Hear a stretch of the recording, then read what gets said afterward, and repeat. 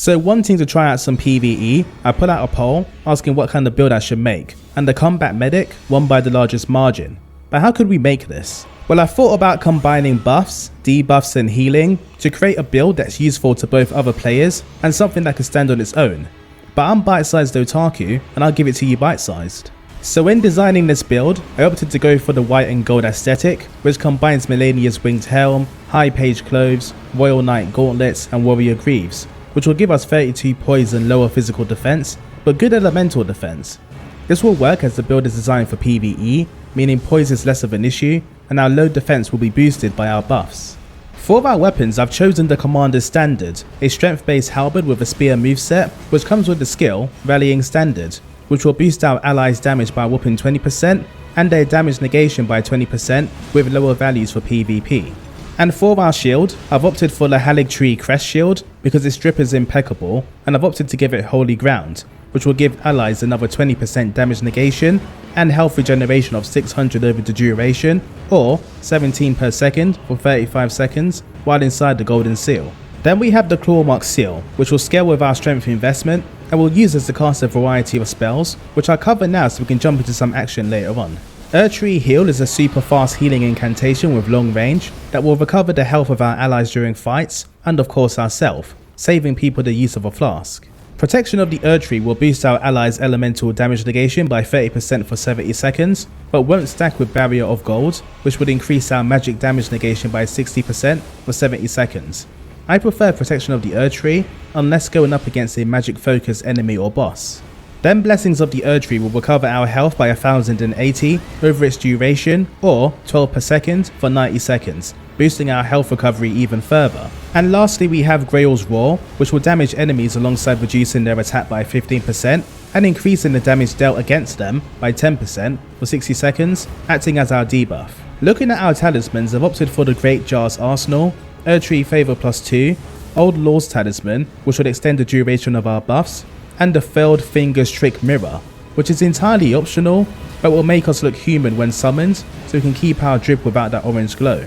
And with my stats on the screen, I'll note that my vigor is lower than usual, as our buffs and health recovery will compensate well enough, and this will allow us to boost our faith, arcane and mind to make this build function on the level 137 hero. But before we dive into combat, you'll want to know that the physic tier I'm using is the Opaline Hard tier for damage negation plus 15% for 3 minutes, and the Wing Crystal tier, which will give us 3 minutes of light rolling. But enough talking, let's get into the action. So one of the hardest parts about being a combat medic is getting your fellow players to keep still, long enough for you to buff them, which really just means sprinting towards the boss gate and blocking their way until they eat their vegetables. I stack my buffs with Protection, Blessing, and then the Commander's Standard before using my own physic tier and having Grail's Roar ready to go.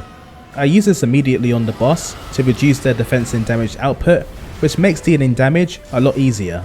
Now it's just a matter of dealing damage and ensuring that the host is protected by keeping the buffs maintained, healing, and using Holy Ground when required to boost our defense or to act as a tank when the player is under pressure. But this doesn't always work out, as players are still prone to getting killed even if you try and defend them. Also, depending on the kind of boss you fight, using Holy Ground might be tricky if the boss likes to jump around and the player is constantly chasing after them. Something you will notice with this build is that while our survivability and support functionality is brilliant, our damage output is rather low, meaning you will struggle to deal a high amount of damage per second, which can result in drawn out boss fights where you're depending on others to be the damage dealers. This won't work very well against bosses with large health pools like the Fire Giant, where we'll essentially do minuscule damage despite our buffs, and against a boss like this, you would want to use something like Destined Death, Bleed, or even Frost and Fire for that percentage based damage. But if you're looking to survive out in the field or take on some of the more reasonable bosses in the game, then this will act as a brilliant support build that will allow you to support your team in action, providing they let you cook. I even took this build out for a spin in the arena, and it's a filthy build to use as it incorporates buffs and heals as well as an area of effect attack which most players won't have a counter against, so I wouldn't suggest using this in the arena unless you're having a really bad day and need to vent. But to wrap up this video, I'll leave you with some battles so you can see the build in action.